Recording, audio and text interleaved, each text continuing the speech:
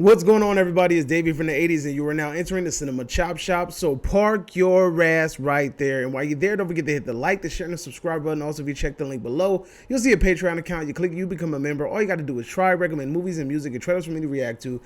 Now, with that being said, we are here today to introduce another brand new Patreon supporter. Shout outs to Giselle from the Horror Resurrected page on Facebook. Another one of the admin of the page. She's an awesome person.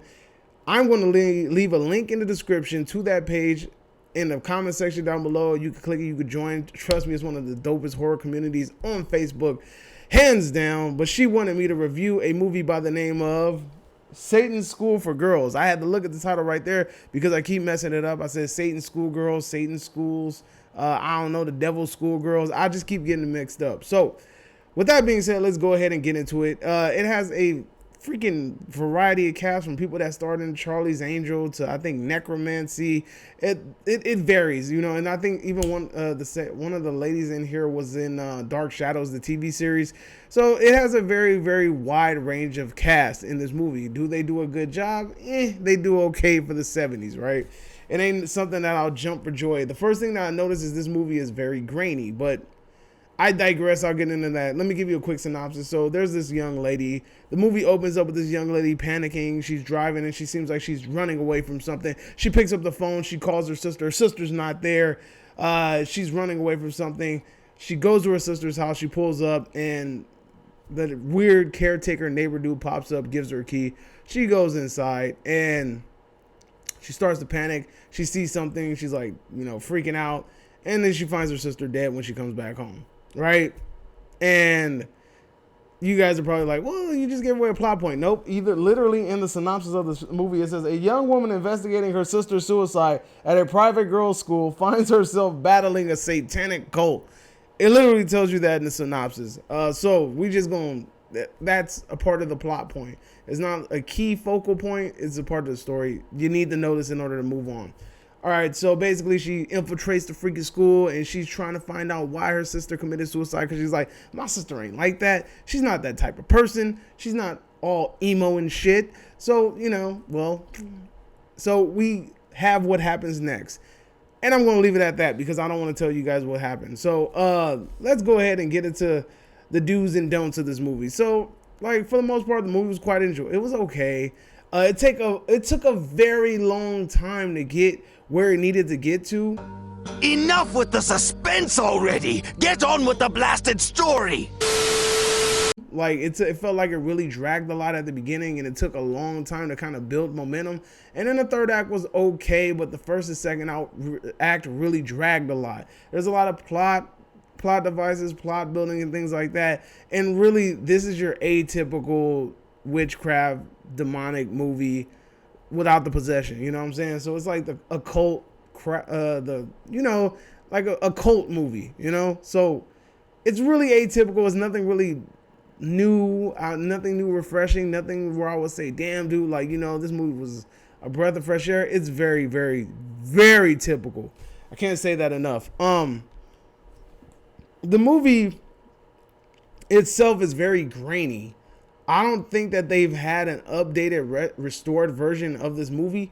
So watching it was really hard because it had like that grainy VHS quality. And I swear to you, I don't know if it's mine, just my Tubi account, but there's one freaking scene that's like 56 minutes into the movie. It freezes. Everything freezes.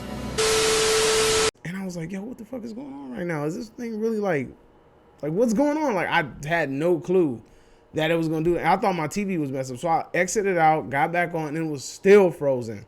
So I just like, you know what? So let me just skip. Tubi has a little 10-second skip feature. I skipped it. And, the movie played. So I probably missed like 10 minutes of non-important plot point because this movie is filled with all kinds of stuff that are not important to the plot whatsoever. At the beginning, when you're following Martha, which is the younger sister that kills herself, she basically like is being followed by this homeless looking guy, and you're not really told who this homeless dude is. I mean, I get why they did it. It's a whole bait and switch thing, and it becomes kind of evident who this person is at the end. But I thought it was kind of stupid that you use kind of somebody that never shows his face again in the movie. I thought that was pretty dumb. That's just me though. But then we also have this one scene in the movie where the late, like the Elizabeth tells the cop, break down the door. This dumbass cop, bro, I swear to you. Instead of hitting the door, it's just a stupid little, it's just the chain on the door. It's just the chain. Just the chain, right? This fool, instead of hitting the door with his shoulder, this fool leans in and points his barrel inside and shoots the freaking chain off the thing. Come on, you stupid. Let that be a lesson to the rest of you, nuts. And I'm sitting there thinking to myself, like, yo, what about if her sister's just sitting there and that bullet ricochets and hit her sister? That was the fucking stupidest thing you could have ever done to get inside of a house. I was like, yo, like, I sat back really thinking, like, dude, they could have just told. She said, break the door down. That's what she said. She said, break the door down. And the dumbass cop shot the freaking chain off the hook. You cannot make this shit up. Dumb. That was like one of the dumbest things in this movie.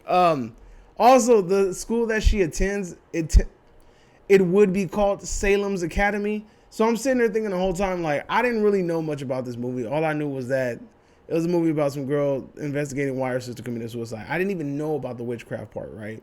Didn't know. So, because like I read it and I just stopped. I was like, sister killed her. All right, tight. That's it. I just zoned out.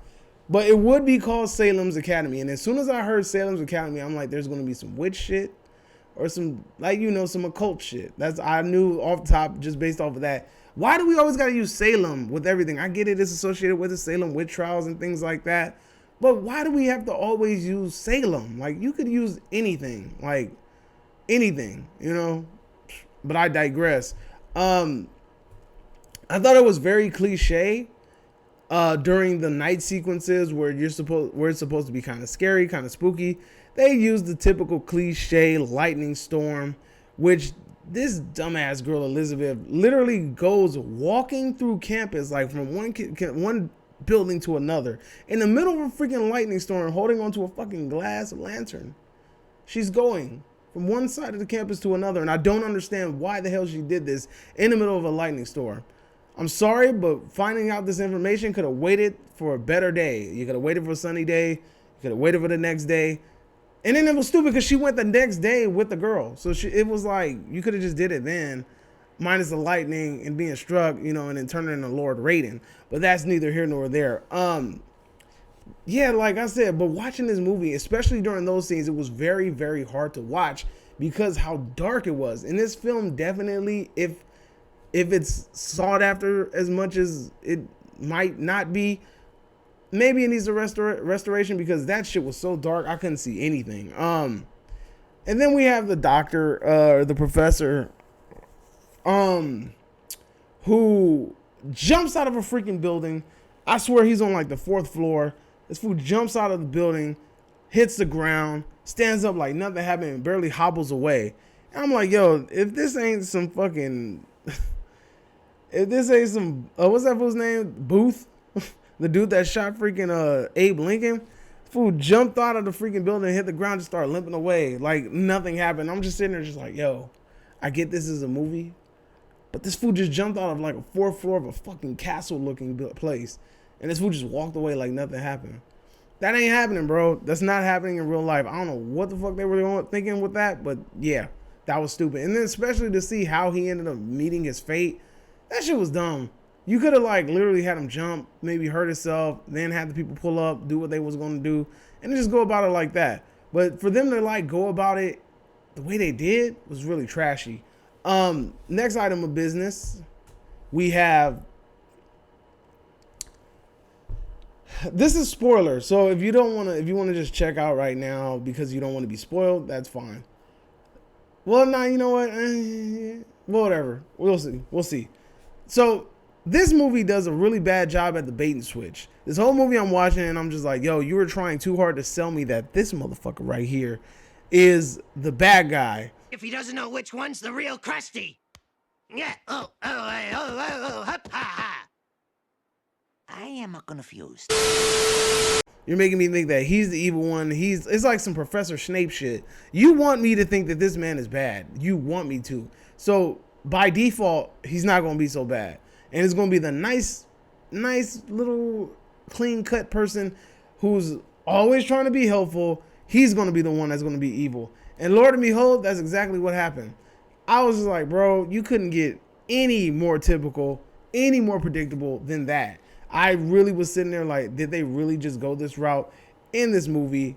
Yeah, they did. And it failed miserably. So the ending of the movie to me was whack. Like I was watching it. I'm just sitting here like, did that just happen? And as soon as it happened, my man's, at first I was like, yo, he just finessed them. He just left them all in the building and died. I was like, tight, bro. He finessed the shit out of them.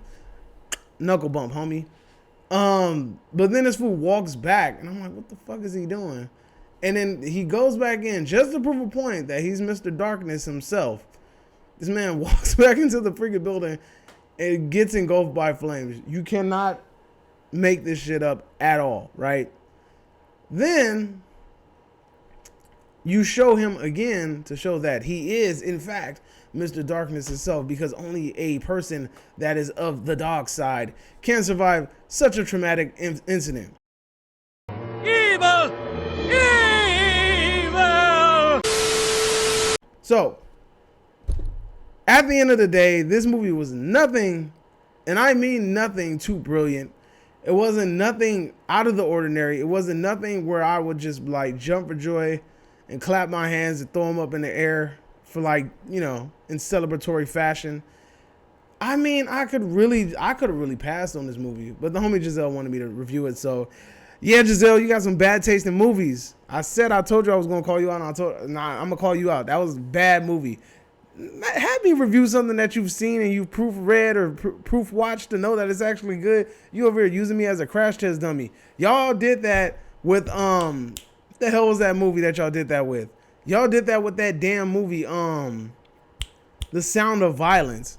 And I was like, yo, I took a bullet for y'all. Y'all was like, thank God, because I wasn't going to waste my hour and a half watching that movie. I took a bullet again for you, but it's all good because you, my friend, are a part of the Cinema Chop Shop community. You and everybody on that page, you guys are awesome and dope, and you guys make the day go by much faster with all those crazy horror recommendations that you guys have. And like I said, everybody, if you guys are interested in joining a horror group, I will leave a description in the comment section down below, so you guys can go ahead and check it out. It's one of the dopest horror communities on Facebook, up and coming. It doesn't have like that huge number of people where it's just like a bunch of people talking nonsense or spamming, or like they say like, you know, somebody's in there like, you want to be friends? Looking for some new horror friends. Kind of lonely here. Delete if not approved.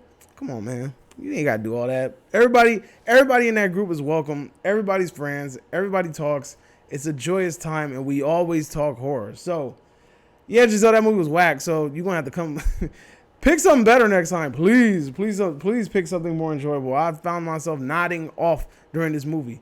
Now, that's my review. Let me know if you agree or disagree, whatever the case may be. You are now exiting the Cinema Chop Shop. I hope you guys are having a magnificent day, and adios.